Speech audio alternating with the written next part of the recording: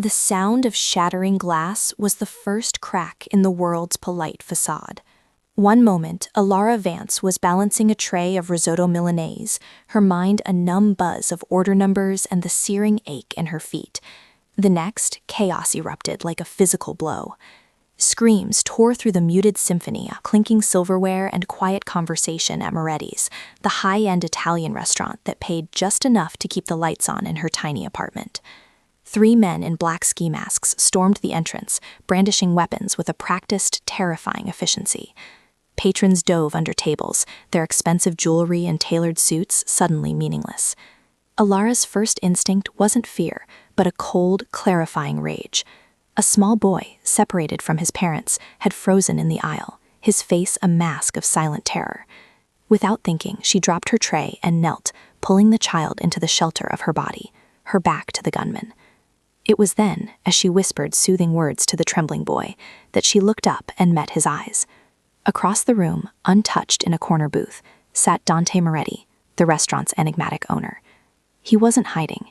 He was watching her, his gaze a calm, assessing storm in the middle of the hurricane, and in that moment, she didn't look away. That night was a fever dream, a violent punctuation mark on a life already bleeding out from 1,000 smaller cuts. The real monster wasn't a man with a gun, it was a number. $37,452, the exact cost of keeping her younger sister, Isabella, alive. It was the amount she owed Silas the Vulture Henderson, a loan shark whose smile was colder than the steel of any weapon. The memory of the robbery's adrenaline faded, replaced by the familiar, gnawing dread that lived in the pit of her stomach. She sat at her small kitchen table, the eviction notice a stark white flag of surrender next to a pile of Isabella's mounting medical bills. Her sister was sleeping in the other room, her breaths shallow but steady for now, a fragile piece spot on borrowed time and money. Alara's phone buzzed, the screen lighting up with a name that made her blood run cold. She let it go to voicemail, already knowing the message would be the same, a silky, polite reminder that his patience was wearing thin and that he always collected what he was owed, one way or another. The number was a chain around her neck, and every day it grew a little tighter. It's a feeling of suffocation I'm sure some of you out there might recognize, that cold, paralyzing dread in the pit of your stomach when the walls feel like they're closing in and there's no way out. You feel invisible, like your struggle doesn't matter to the world. If you've ever felt that way, or if you're just rooting for a story where the person who feels powerless finally finds a lifeline, maybe you could take a moment to hit that like button and subscribe to the channel. Your support truly helps these stories reach more people who might need to hear them, to know they aren't alone in their fight. Let me know in the comments if you've ever had to find a hidden reserve of courage just to get through the day. Back in my world, I didn't know it yet, but my own strange act of courage hadn't gone unnoticed. The silent observer from the restaurant was about to make a move, and my life, which already felt like it was spinning out of control, was about to be knocked completely off its axis. The quiet war I was fighting alone in the shadows was about to get a very powerful and very dangerous new player. In a sterile office high above the city, Dante Moretti watched the rain streak down the floor-to-ceiling windows, the glittering metropolis below looking like a circuit board of broken promises. His consigliere, Leo Gallo, stood by his desk, his expression grim. "It was Bianchi's crew," Leo said, his voice low. "A message. He's testing the perimeter, seeing if you've gone soft." Dante didn't turn. His reflection in the glass was a study in stillness, his custom-tailored suit a dark armor against the world's messiness. He wasn't worried about Marco Bianchi. Rivals were a predictable, manageable part of his ecosystem. What he couldn't manage was the image that kept replaying in his mind. A waitress with weary eyes and a worn-out uniform, shielding a child with a defiance that bordered on insane. In a room full of the city's wealthiest and most powerful people cowering on the floor, she had been the only one who didn't break. "Find out who she is," Dante said, his voice a quiet command that carried more weight than a shout. Leo raised an eyebrow, a rare sign of surprise. Dante never involved himself with civilians. It was a weakness, a loose thread his enemies could pull. But there was something in her gaze he hadn't seen in years, honor, and it called to a part of him he thought was long dead. The threats escalated from disembodied voices on her phone to a chilling physical presence. One night, after a grueling double shift, Alara stepped into the back alley to throw out the last bag of trash. The air was thick with the stench of garbage and damp concrete, the only light a flickering bulb above the service door. A shadow detached itself from the wall. It was Silas Henderson. He was shorter than she'd imagined, but he radiated a wiry, predatory energy that made her skin crawl. "Lara," he purred, blocking her path. "I was just in the neighborhood. Thought I'd see how my favorite client was doing." His eyes roamed over her, making her feel stripped bare. Her heart hammered against her ribs, but she stood her ground, clutching the trash bag like a shield. "I'll have your money, Silas." He laughed, a dry, rattling sound. "Oh, I know you will, but the clock is ticking, and I'm starting to think about other forms of collateral." He took a step closer, his voice dropping to a venomous whisper. "Your sister, Isabella. Such a pretty, fragile thing. It would be a shame if her medication suddenly became unavailable." A primal fear, cold and sharp, pierced through her resolve. This was it, the moment she had dreaded. She was trapped, utterly and completely alone. Just as Henderson's hand snaked out to grab her arm, the alley was flooded with the blinding glare of headlights. A long, black sedan had pulled silently to the mouth of the alley, its engine a low, menacing purr. A car door opened and closed with a solid, expensive thud. A voice, calm and impossibly deep, cut through the tense silence. "That's far enough." Dante Moretti emerged from the darkness, stepping into the weak light. He was a vision of controlled power, his dark suit immaculate, his presence so absolute it seemed to suck the very air from the alley. He didn't look at Alara.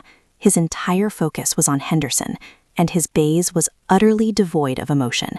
Silas froze, his smug confidence melting away into a puddle of raw panic. He recognized the man before him. Everyone in the city's underbelly knew who Dante Moretti was. "Mr. Moretti," he stammered, taking a clumsy step back. We were just having a conversation." Dante took another slow, deliberate step forward. "Your conversation is over. Get out of my sight. And if you ever come near her again, I will personally dismantle your entire pathetic existence, piece by piece." The threat was delivered without a single raised decibel, and that made it all the more terrifying. Henderson practically scrambled over himself to obey, disappearing into the night like the rat he was. The silence that descended on the alley was heavier than the storm clouds overhead. The only sound was the steady drip of rain from a rusty gutter and the frantic beating of Alara's own heart. She was trembling, a violent, full-body tremor she couldn't control, a cocktail of residual terror and a new, more complicated fear. Dante Moretti finally turned his gaze to her, and it was just as intense and unreadable as it had been during the robbery. He seemed to see right through her exhaustion, her desperation, her carefully constructed walls.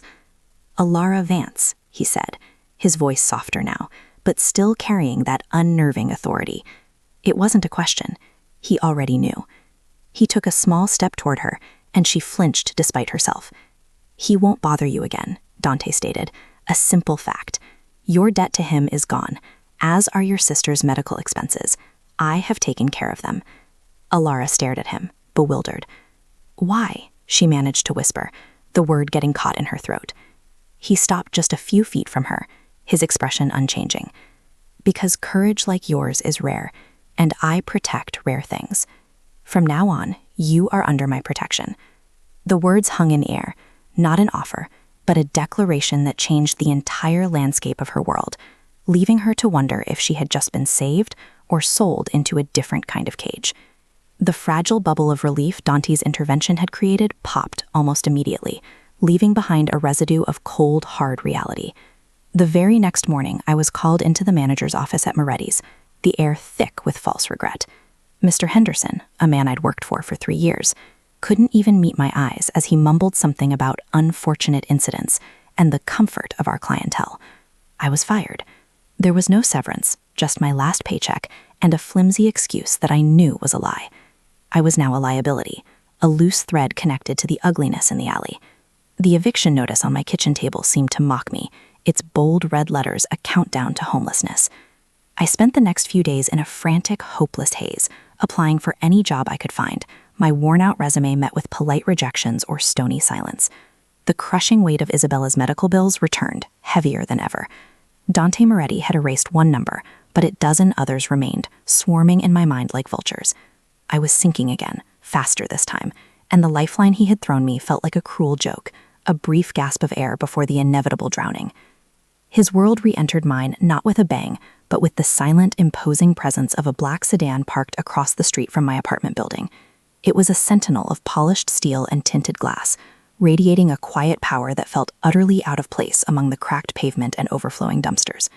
It sat there for a full day, an unnerving, constant observer. I tried to ignore it. My heart hammered against my ribs every time I peeked through the blinds. On the second day, there was a knock on my door. It wasn't Dante, but an older man in an impeccably tailored suit, his face etched with a kind of weary professionalism. He introduced himself as Leo Gallo. "Mr. Moretti was disappointed to learn of your termination," he said, his voice calm and even. "He requests a moment of your time." It wasn't a question, it was a summons. My entire body screamed to slam the door, to hide, to pretend I wasn't home, but I knew it was useless. He knew where I lived, he knew I was fired, he knew I was desperate. Dante Moretti didn't make requests, he presented inevitabilities. And I, with nothing left to lose, found myself nodding, agreeing to step back into the lion's den. The meeting took place in a private library tucked away in a quiet corner of the city, a place that smelled of old leather and expensive whiskey. Dante was already there, sitting in a high-backed chair, a glass of amber liquid untouched on the table beside him. He looked less like a gangster and more like a king holding court in a silent kingdom. He didn't waste time with pleasantries. "Why were you fired, Miss Vance?" he asked, his voice a low rumble that seemed to vibrate in the air. My pride bristled, and I started to offer a sanitized version of the story, but the lie withered under his intense, unblinking gaze.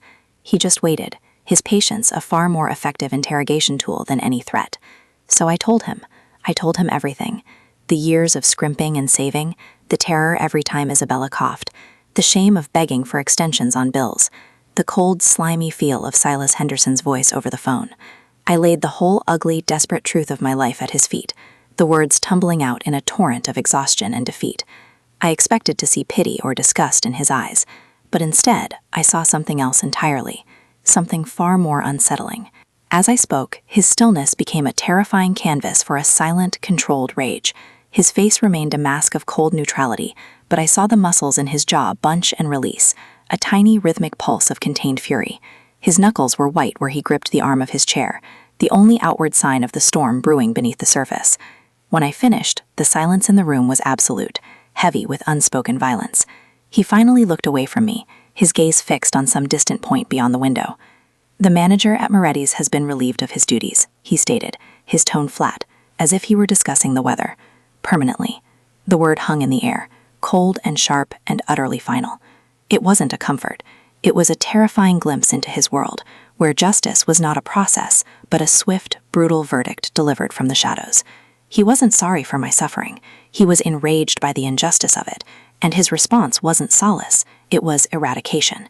It was then I understood that his protection was not a gentle shield, but a weapon, and I was standing right in its shadow. He let the weight of his previous statement settle before he leaned forward, pinning me with his gaze. "Your previous life is no longer sustainable.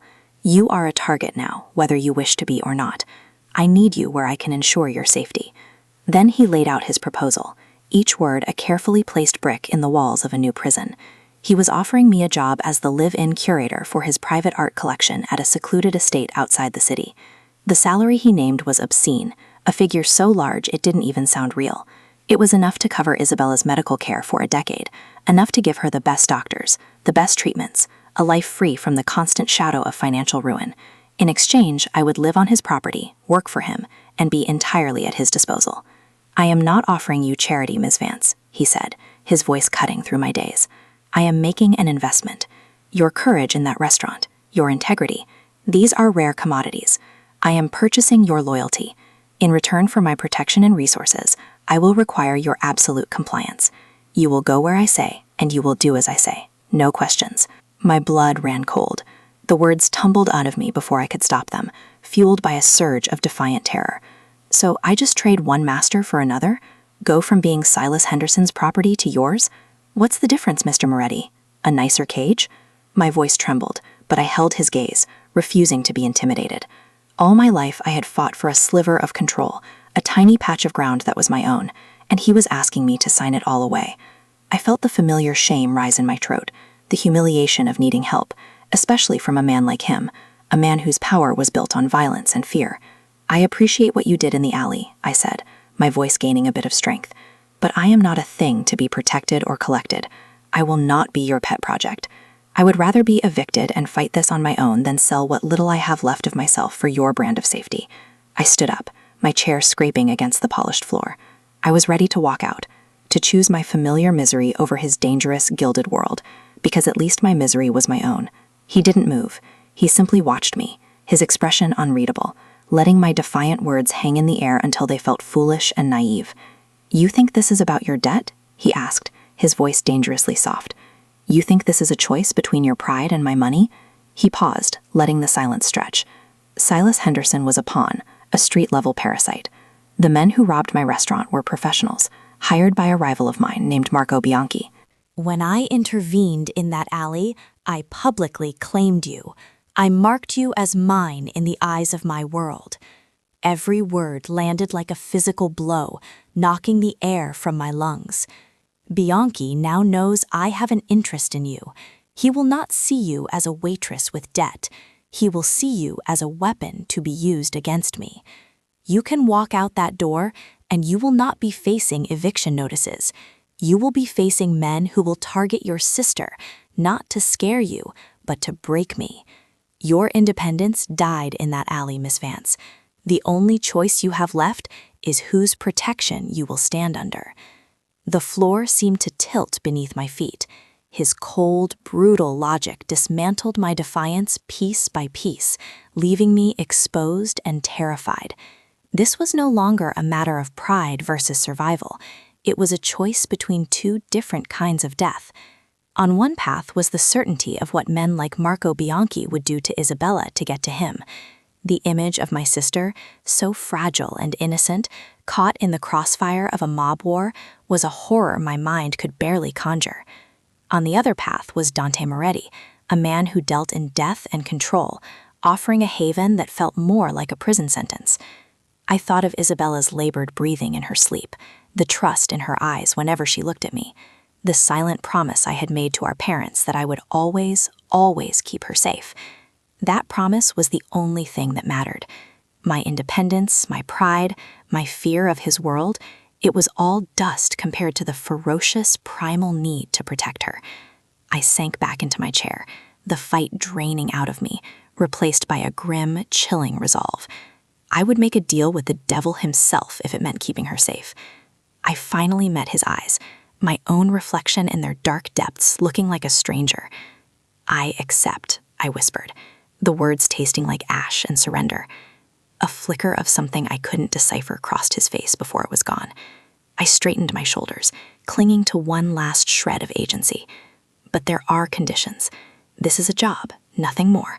I will earn every dollar. And my sister, Isabella, is to be kept completely separate from this. She will not know about you, or your world, or where the money is coming from. She is off limits. She is not part of this deal." I held my breath, expecting him to argue, to remind me of my place. Instead, he gave a single, sharp nod. "Agreed. Leo will handle the arrangements. A car will pick you up tomorrow morning at 8. Pack only what is essential." He stood. The meeting concluded. I walked out of that library and back into the fading afternoon light, feeling the weight of my choice settle over me like a shroud. I had just saved my sister's life, but I was terrifyingly certain that I had just forfeited my own. The world I knew was gone, and I was now walking into his.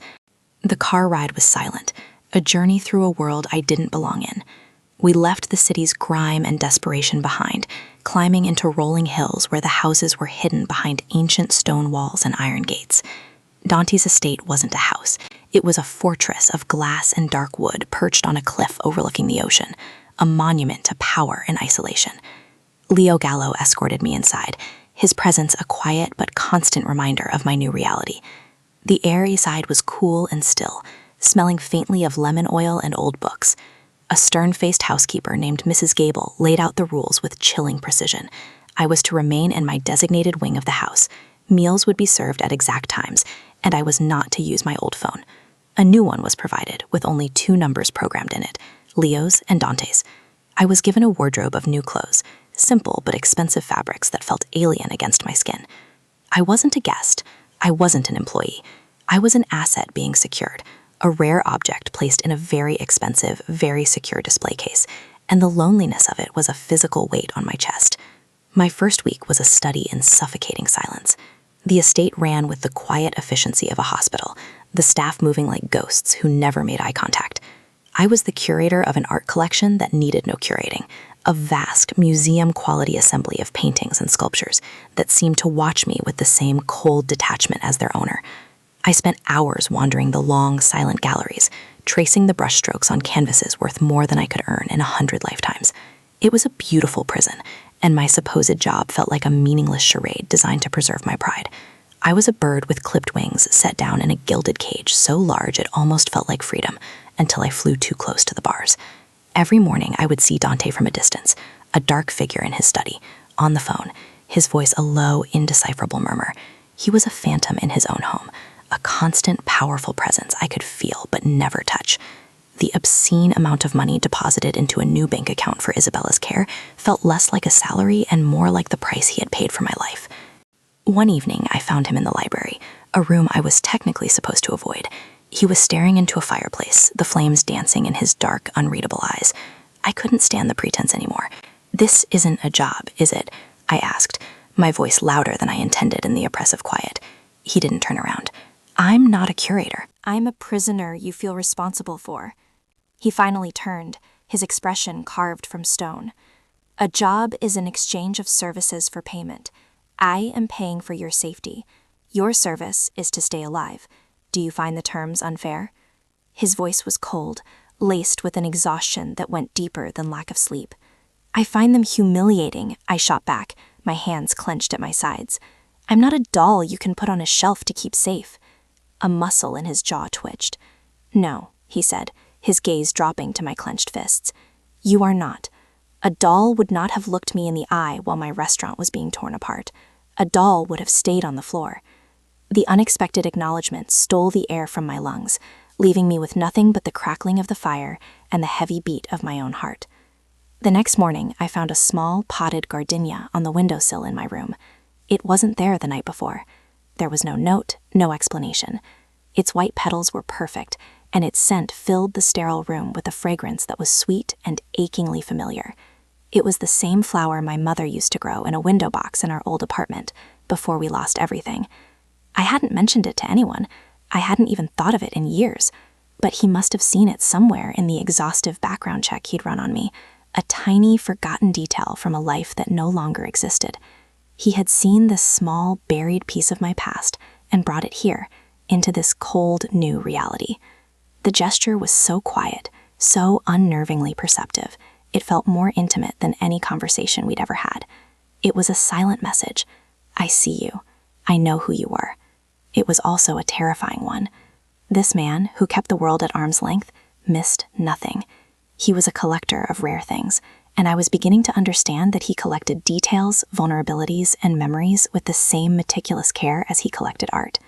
My frustration and restlessness grew into a reckless need to push back, to prove I was more than a passive object under his protection. The estate grounds were vast, and I was forbidden from going near the cliffs at the edge of the property. One afternoon, consumed by a desperate need for open space, I ignored the rule.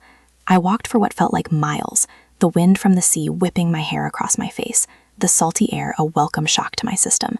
I stood at the edge of the world, watching the waves crash against the rocks below, feeling a sliver of the freedom I had lost. I didn't hear him approach. "What are you doing?" Dante's voice was a low growl right behind me, and I spun around, my heart leaping into my throat. His face was a thunderous mask of fury, his eyes blazing with an intensity that terrified me. He grabbed my arm, his grip like steel, and pulled me back from the edge. "Do you have any idea how exposed you are out here? A sniper could take you out from a boat a mile away. Is your life so meaningless to you?" His anger wasn't cold. It was hot, raw, and shaking with a fear he was trying desperately to conceal. That night, the tension in the house thickened. I saw Leo arrive, his grim, and he and Dante disappeared into the study for hours. I couldn't sleep, my mind replaying the raw fear I had seen in Dante's eyes. It wasn't just about a hypothetical sniper. The threat was real, and it was close.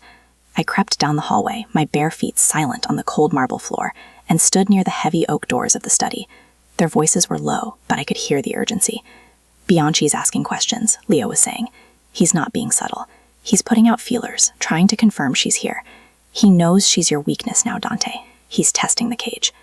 There was a long silence, then the sound of a glass being set down hard on a desk. Then we reinforced the cage. Dante's voice was chillingly calm, the voice of a man preparing for war. Double the patrols. Monitor all communication in and out of Bianchi's territory. I want to know what he eats for breakfast. He will not get to her. I shrank back into the shadows, a cold dread seeping into my bones. I wasn't just a person anymore. I was a weakness. I was a target, and Marco Bianchi was aiming right at me. The next day, Dante's demeanor had shifted entirely. The distant, cold observer was gone, replaced by a man with a singular, intense focus, my survival. He took me to a sprawling, high-tech gymnasium in a separate wing of the estate. "You will not be a victim," he stated, his tone leaving no room for argument. "You will be a survivor." He didn't teach me to fight. He taught me to see. He walked me through simulations, pointing out escape routes, blind spots, the subtle shift in a person's posture that signaled a threat. He made me memorize license plates, notice faces in a crowd that didn't belong, differentiate the sound of a car backfiring from the crack of a gunshot. It was a terrifying education in paranoia, a glimpse into the constant predatory awareness he lived with every single day. One afternoon, he stood behind me, his hands guiding my arms to hold a heavy, inert pistol, showing me how to stand, how to aim. His body was close, his breath warm against my ear as he spoke in a low voice. "You hope you never have to use this, but hope is not a strategy. You will be prepared." This strange, dangerous intimacy was more potent than any gentle touch, a bond forged in the language of violence and survival. The illusion of safety, thin as it was, finally shattered on a Tuesday. I was in my room, trying to read, when one of Dante's security men knocked on my door. He was holding a small, elegantly wrapped gift box, tied with a black silk ribbon. "This was left at the main gate, ma'am. There was no card." My stomach twisted into a knot. Dante's security was absolute. Nothing and no one got to the gate without being intercepted. This wasn't a delivery, it was a message. My hands trembled as I untied the ribbon and lifted the lid. Inside, nestled on a bed of black satin, was a single, dead gardenia, its petals bruised and brown. The sweet scent of the flower he had given me was replaced by the cloying smell of decay. It was a direct, chilling response to his quiet gesture of care. It was a declaration from Marco Bianchi, a way of saying that he saw everything Dante did, that he knew what mattered to him. He was watching me, and he was close enough to touch the things that were meant to keep me safe. The walls of my gilded cage suddenly felt as fragile as glass. My blood ran cold. I stared at the decaying flower, the message screaming at me from the box. Bianchi wasn't just watching the house, he was watching us. He knew about the gardenia. How could he possibly know? The only explanation was that someone on the inside, someone within the walls of this fortress, was feeding him information. The realization was a physical blow, knocking the air from my lungs. The staff who moved like ghosts, the security men with their watchful eyes, one of them was a traitor. The paranoia Dante had been teaching me crashed down on me with its full, suffocating weight. I was in a house full of strangers, any one of whom could be an enemy in disguise.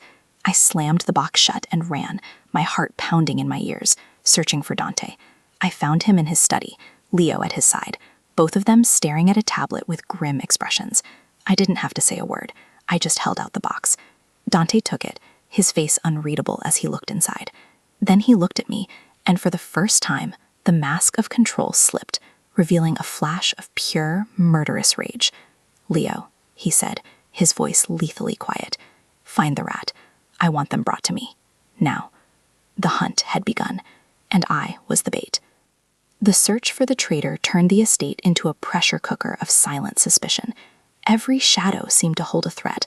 Every quiet footstep in the hall made me jump. Dante was a ghost, consumed by the hunt, his presence a constant low hum of controlled fury that resonated through the entire house. The attack, when it came, was not a subtle intrusion, but a brutal frontal assault. I was in the main gallery, tracing the lines of a somber landscape painting, when the world exploded in a shower of glass.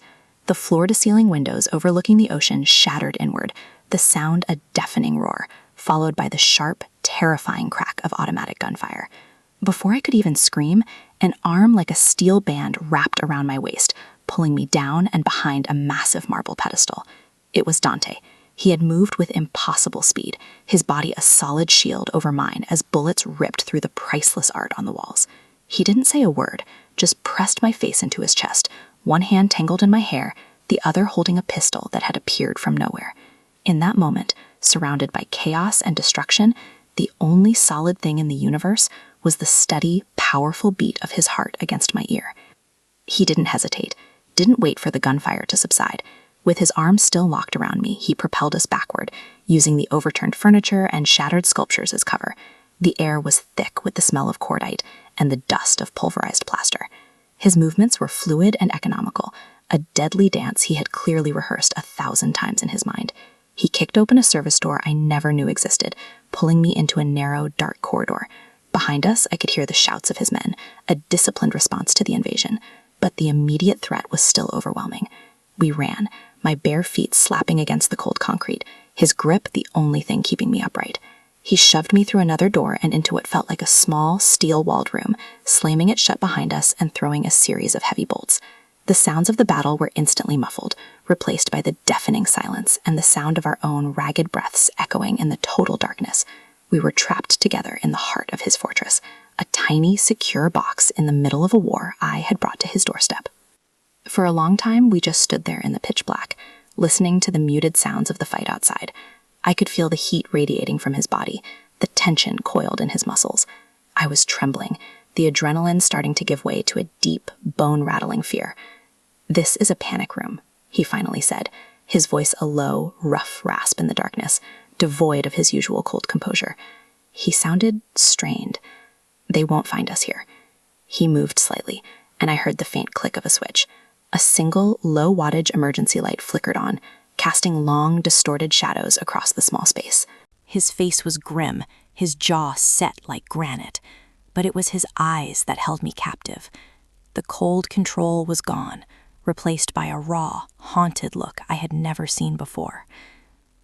"The last time my home was breached," he said, his voice barely a whisper, his gaze fixed on the steel door, as if he could see through it to a memory. "I lost everything. My father, my brother. I was the only one who made it to a room like this." The admission was a crack in his armor, a glimpse into the tragedy that had forged him into the man he was. The weight of his words settled over me, a heavy, suffocating blanket of guilt. This was my fault. I was the dead gardenia. I was the weakness Bianchi had found and exploited. "Dante," I whispered, my voice shaking. "I'm so sorry. I never meant to bring this into your life." My own past felt trivial in the face of his, but the shame was the same. The feeling of being a catalyst for disaster, a burden that others had to carry. "My parents, they lost their house because of medical bills.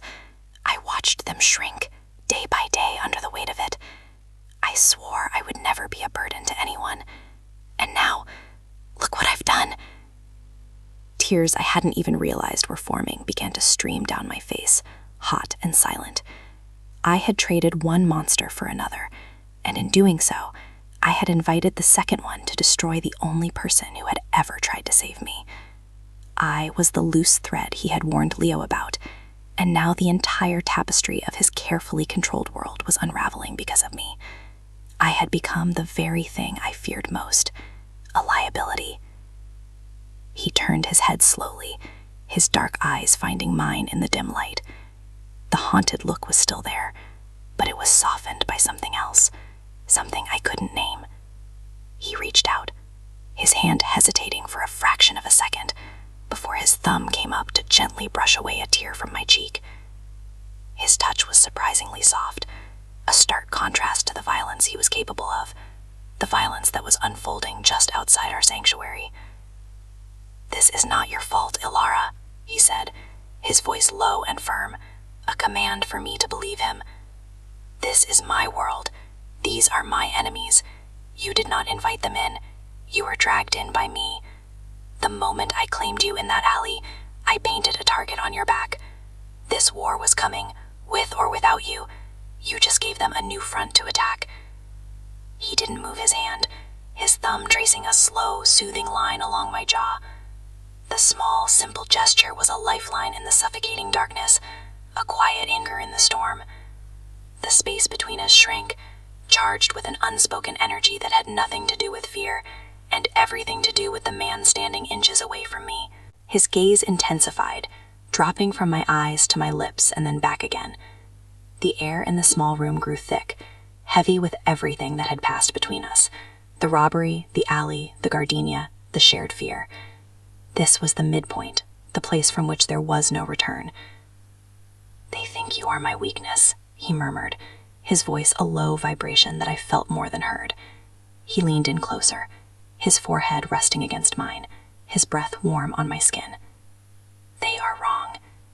He pulled back just enough to look me in the eyes, his own burning with a fierce protective fire that seared through my guilt and fear.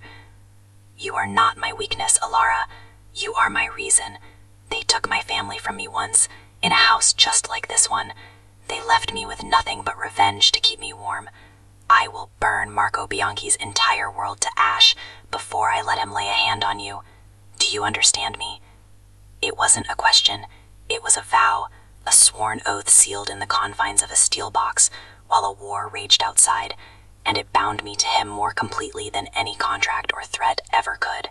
Hours later, the silence outside the steel door was absolute. It was Leo's voice that finally came through a small intercom, strained but victorious. "It's clear, Dante. They're gone." When Dante unbolted the door and we stepped out, the destruction was breathtaking. The gallery was a wasteland of shattered glass and bullet-riddled walls. His men were already at work, silent and efficient, cleaning up the mess of a battle I had only heard. Leo met us in the hallway, his face grim. "We lost 2 men," he said quietly, "but we captured one of theirs. He's talking." Dante's face was unreadable, but his eyes were chips of ice. "And?" he asked. Leo glanced at me, a flicker of hesitation in his eyes before he continued. "The attack wasn't an assassination attempt. It was a probe. Bianchi wanted to confirm you were keeping her here. He wanted to see how far you would go to protect her. The man we captured said Bianchi's exact words were, 'Every king has a queen. Find his, and the castle will fall.' The enemy's plan was now laid bare. They weren't just going to use me against him. They were going to tear down his entire kingdom by convincing everyone I was the key." Dante listened to Leo's report without a single twitch of emotion, his stillness more menacing than any outburst. He looked at the devastation around us, at the faces of his men, at the bloodstains being scrubbed from the marble floor. Then his gaze landed on me, and the look in his eyes held the chilling finality of a death sentence. He had made a decision. The defensive posture was gone, shattered along with his windows. He was no longer just protecting an asset or shielding a responsibility. He was defending his reason. He walked over to me, ignoring Leo, ignoring the chaos. He gently took my hand, his large, warm palm completely enveloping mine, a gesture of possession and promise in front of his entire crew. "This ends now," he said, his voice quiet but carrying to every corner of the ruined gallery. "Leo, prepare the men. We are no longer waiting for Bianchi to come to us. We are going to him. We will dismantle his operation from the ground up. We will take everything he has and everyone he values, and we will erase him from this city." He squeezed my hand, his eyes locked on mine. I wasn't in a gilded cage anymore. I was standing at the heart of a coming storm, holding the hand of the man who was about to unleash it. The war against Marco Bianchi was not a distant battle fought in shadows. It was a series of swift, brutal strikes that Dante directed with the precision of a surgeon. For a few weeks, a strange and intoxicating sense of victory filled the air of the estate.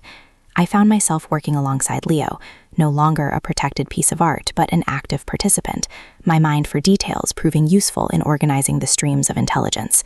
I felt a flicker of purpose, of belonging, as we watched Bianchi's empire begin to crumble, one shipping container, one front business, one safe house at a time. We were winning. The confidence was a warm, deceptive blanket, lulling us into a false sense of security. Then the trap was sprung.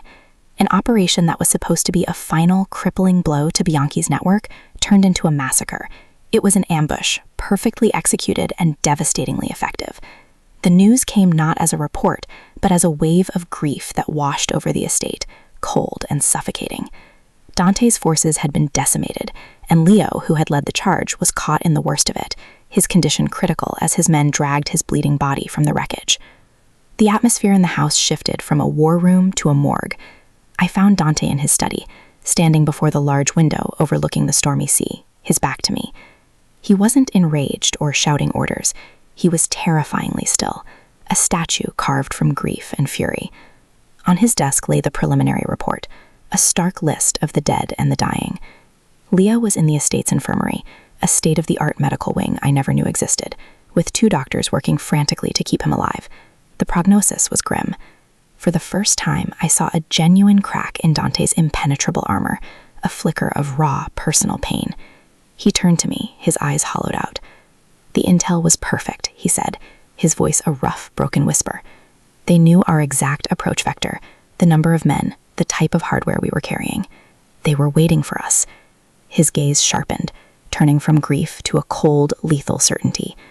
"The leak isn't just a rat, Alara. It's someone who was in this room when we planned the assault, someone who looked me in the eye. They are still here, under my roof, and they have just declared war on my family." The weight of his words fell on me like a physical blow. I was in that room. I had handled the files, listened to the plans, and asked questions. A cold, nauseating dread coiled in my stomach. Was it me? Did I let something slip? Was my new phone bugged? Did Bianchi plant something on me all those weeks ago? The paranoia Dante had so carefully instilled in me was now a raging inferno in my mind, consuming every rational thought. I began to see accusation in every glance from the security staff. I was the outsider, the complication, the reason this fortress had been breached. Later that night, hiding in the shadows of a hallway, I overheard 2 of Dante's men talking, their voices low and venomous. "This never would have happened before she came," one muttered. "She's bad luck, a curse. Leo and the others, they're dead because of her." The words were a knife in my heart, not because they were cruel, but because I knew on a deep, fundamental level that they were right. Every death, every drop of blood spilled in this war could be traced back to a single moment, the instant I met Dante Moretti's eyes in a crowded restaurant. Dante retreated into himself, the cold, distant ruler returning with a vengeance, his grief a wall between us. He was consumed by 2 things, Leo's fight for life and the hunt for the traitor. In his pain, his judgment became clouded, his legendary control slipping into raw, desperate fury. His men found a burner phone hidden in the locker of a young guard named Matteo, a boy who had been with Dante since he was a teenager and who worshipped him. It was a plant, a perfect piece of misdirection from the real traitor, but Dante was blind to it. I watched from the doorway of the library as Matteo was dragged before him, pleading his innocence, his eyes wide with terror and disbelief. Dante didn't listen. He saw only betrayal, another ghost from his past. "Take him away," he ordered, his voice flat and devoid of mercy. The boy's screams echoed down the hall. I saw not a traitor being punished, but an innocent being sacrificed to a king's grief. In that moment, the man who had saved me from a monster became one himself, and the fragile trust we had built shattered into a million irreparable pieces. The true betrayal came when I was at my most vulnerable, reeling from the horror of what I had witnessed. Mrs. Gable, the stern, silent housekeeper, found me in the gallery. She was carrying a tray with a cup of tea, her expression as placid as ever. "You look distressed, dear," she said, her voice smooth as silk. "You should drink this. It will calm your nerves." My hand was shaking as I reached for the cup, but I stopped when I saw the look in her eyes. It was a cold, triumphant gleam I had never seen before. She set the tray down, and when she lifted her hand, it held a small, black pistol pointed directly at my heart. "My son was Matteo's age when Dante killed him," she said, the words dripping with decades of stored venom. "He made a mistake. He was foolish and got caught up with the wrong people, Dante's father's enemies. For that, Dante hunted him down and put a bullet in his head. I have served this house for 15 years, waiting for him to care about something, someone, the way I cared about my boy. And then he brought you home." She smiled, a terrifying, broken thing. "Bianchi is waiting for you, a king for a son." My mind raced, scrambling through the lessons Dante had taught me. Hope is not a strategy. You will be prepared. Mrs. Gable was savoring her moment, her monologue a final, cruel twist of the knife. I saw my chance. I lunged to the side, knocking over a heavy bronze statue, the crash echoing like a gunshot through the gallery. It bought me a precious second. I ran, not toward the exits I knew would be covered, but deeper into the house, into the maze of service corridors Dante had shown me. Her shot went wide, shattering a priceless vase behind me. I didn't stop. Adrenaline and terror were a fire in my veins. I knew what I had to do. I was the weakness. I was the poison. As long as I was here, he would continue to lose everything he loved. I burst into his study, the room empty, and grabbed a pen. My hands were shaking so violently I could barely write. You were right. This was a mistake. I'm gone. Don't look for me. It was a lie, a final, desperate act to protect him from myself. I left the note on his desk, a cold goodbye that I knew would feel like the ultimate betrayal, and slipped out a side door into the raging storm, stepping out of his protection and directly into the path of his enemy. I ended up in a grimy, water-stained motel room miles from the city, the kind of place where people go to disappear. The neon sign outside cast a sickly red glow on the peeling wallpaper. I was alone, with no money and no one to call, a ghost haunted by the life I had just fled. The rain beat against the window in a relentless, punishing rhythm, a perfect soundtrack to the utter collapse of my world. On the flickering television, a local news anchor was reporting on an unprecedented surge in organized crime violence, showing images of burning warehouses and police cordons. It was Dante. He wasn't searching for me. He was on a rampage. He thought I had left him, that my note was the truth, and his response was to unleash every ounce of his fury on Bianchi's world, a scorched earth campaign fueled by what he believed was my betrayal. I had tried to save him, but I had only unleashed the monster. I was a pawn again, trapped between two warring kings. Only now, the man who was supposed to be my protector thought I was the enemy. I looked at my reflection in the dark screen, a pale, terrified face, and for the first time in my life, I felt a hopelessness so profound it felt like dying. The motel room felt like the end of the world, a purgatory of peeling paint and the relentless drumming of rain against thin glass. For a day, I let the hopelessness wash over me, a familiar, paralyzing tide. But the woman who had knelt to shield a child in a firestorm of bullets was not the kind to drown quietly. I had run to protect Dante, but in doing so, I had validated every lie the real traitor had spun. I had to fix it. My mind raced, replaying Mrs. Gable's venomous words. My son, he got caught up with the wrong people. I remembered her saying the name of a small, defunct crime family, one Bianchi had absorbed years prior. It was a thread, thin and frayed, but it was all I had.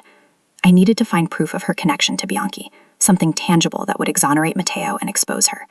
I had to get a message to Dante, but he wouldn't believe me, not after my note. It had to be Leo. If he was still alive, his loyalty was to the truth, not to Dante's grief. I knew it was a desperate, insane gamble, stepping back into a world where I was being hunted, but I was done being a victim. I would not be a pawn in their game. I would be the player who flipped the entire board. Dante's reaction to my note was not the explosive rage his men expected. It was a cold, precise implosion. The pain of my perceived betrayal was a shard of ice in his heart, confirming his oldest fear. Love was a liability, and he had paid the price for it again. He unleashed his organization on Bianchi's empire not with blind fury, but with the chilling focus of a man dismantling a bomb. He was a ghost in his own home, poring over security footage, reports, timelines, looking for the flaw in his own logic.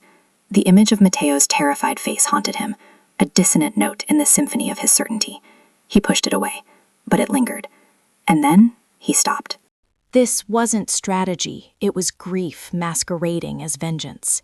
He forced himself to think, to look past the obvious evidence of the burner phone. He started pulling on a different thread, the housekeeper. He ran a deep background check, and the truth unfurled like a death shroud. He found her son, a low-level enforcer killed 15 years ago for betraying Dante's father. He saw the connection to Bianchi's absorbed territories. He saw it all. My note wasn't a confession. It was a goodbye. I hadn't betrayed him. I had run to save him, and he had let his pain drive me right into the arms of his enemy. My plan was terrifyingly simple. I used the last of my cash to buy a bus ticket west, a digital breadcrumb for Bianchi to follow, before doubling back on foot to a small, unassuming bakery in a neutral part of the city. It was a place I'd once heard Leo mention in passing, a known dead drop for sensitive information within Dante's network. Every shadow felt like a threat, every passing car a potential enemy. Inside, the warm smell of yeast and sugar felt like a memory from another life. I scribbled a note on a napkin, my hands shaking. I named Mrs. Gable's son and the specific family he'd been affiliated with, a detail only someone who had spoken to her could know. I folded it and slipped it into a designated slot behind a loose brick in the wall, praying Leah was alive and would understand. At that very moment, miles away, Dante was staring at the same family name on his computer screen. The realization hit him with the force of a physical blow. I wasn't with Bianchi. I was running from him, alone and exposed. His cold fury evaporated, replaced by a raw, primal fear. He issued a single command to his entire network: find Alara Vance, protect her at all costs. Unknowingly, our separate paths were now converging on the same small bakery, a collision course with destiny. The quiet street outside the bakery erupted without warning. Before I could even turn from the wall, the door burst open. It wasn't Dante's men. It was Marco Bianchi, his face a mask of smug triumph. Mrs. Gable had failed, but he had been watching her, and by extension, he had been watching me. His men swarmed the small shop, their weapons a stark, brutal contrast to the peaceful surroundings. I was trapped. A clever little mouse, Bianchi sneered, circling me like a predator. But you ran right into my cage. He held up a phone. Now you will call your king. You will tell him to come for his queen, alone. If he doesn't, I will send you your sister piece by piece. The threat against Isabella turned my fear to ice. Just as I thought all hope was lost, the screech of tires filled the air. A convoy of black sedans boxed in the street, Dante's forces arriving with overwhelming power. But Bianchi was ready. He grabbed me, pressing the cold metal of a pistol to my temple. It was a stalemate. Dante stepped out of the lead car, his posture radiating a lethal calm, but I saw it in his eyes, the same raw terror I'd seen on the cliff. He was facing an impossible choice, me or his empire, and I knew Bianchi would kill us both. This is between us, Bianchi. Dante's voice cut through the tension, low and steady as he slowly raised his empty hands. Let her go. Bianchi laughed, a harsh, grating sound. You still don't get it, Moretti. She was always the prize. She is how I break you. He shoved the gun harder against my head, and in that instant, I knew I would not die as a pawn. I remembered Dante's voice in the gym. Hope is not a strategy. I met his gaze across the street, a silent, frantic conversation passing between us. I gave the slightest shake of my head, the signal for a distraction. He understood. I drew a sharp breath and slammed my heel down on Bianchi's foot, driving my elbow back into his solar plex with all my strength. His grip faltered, the gun firing wildly into the air. That single chaotic second was all the opening Dante's world needed. A single, precise crack echoed from a nearby rooftop. It wasn't a thunderclap of war, but the clean, final sound of a sniper's rifle. Bianchi collapsed. Leo, his arm in a sling but his eye as sharp as ever, had taken the shot. As Dante's men moved in to secure the scene, he rushed to me, his hands cupping my face, his voice a ragged whisper. Alara. We were surrounded by violence, but in his eyes I saw only my own reflection, safe and whole. In the days that followed, the world settled into a new kind of quiet. With Bianchi gone and Mrs. Gable in custody, the war was over. The estate, once a gilded cage, now felt like a sanctuary, a place we had defended together. Leo recovered, his quiet respect for me a silent acknowledgement of the role I had played. Matteo was cleared, his loyalty to Dante stronger than ever. One afternoon, Dante found me in the sunlit conservatory, where a new gardenia plant was in full bloom. He didn't speak of loyalty or protection. Instead, he held out his hand. In it was a set of keys and a legal deed.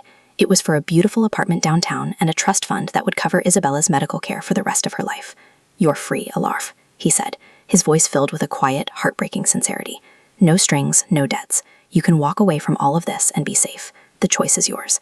I looked at the keys, the tangible proof of the freedom I had always dreamed of. Then I looked at him, the dangerous man who had burned down his enemy's world for me and was now offering to let me go. I gently pushed his hand and the keys away and placed my own hand over his heart. My choice, I said softly, is to stay. My home is with you. A slow, genuine smile transformed his face as he pulled me close, and in the quiet of the garden, we began to build our future. The months that followed were a slow, steady exhale after a lifetime of holding my breath. The estate, once a fortress of silent tension, began to feel like a home.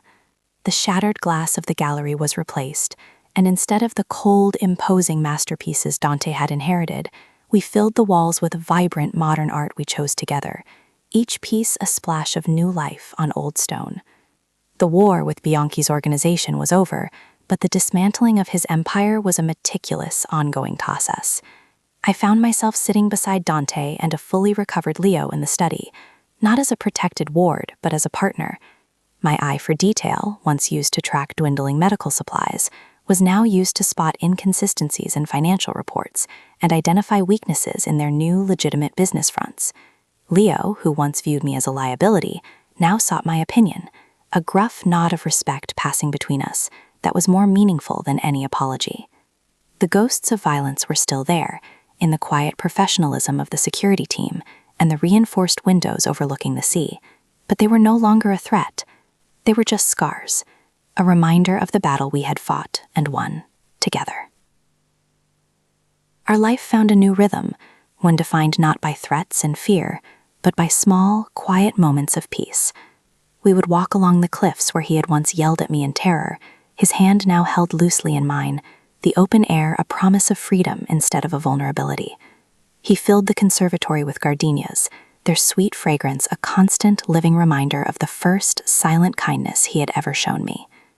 The biggest change, however, was in him.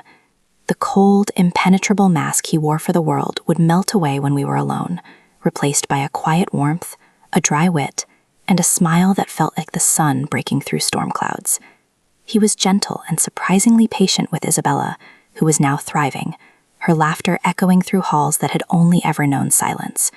She would teach him card games, and I would watch this ruthless king of the underworld get thoroughly cheated by my 19-year-old sister, a look of fond exasperation on his face. In these moments, I saw the man he was beneath the armor, a man who had been forged in tragedy, but was now finally allowing himself to be healed by love. One crisp autumn afternoon, Dante took me into the city, to a block that had once been the heart of Bianchi's territory. It was now being revitalized, the grimy front stores replaced with bright, hopeful new businesses.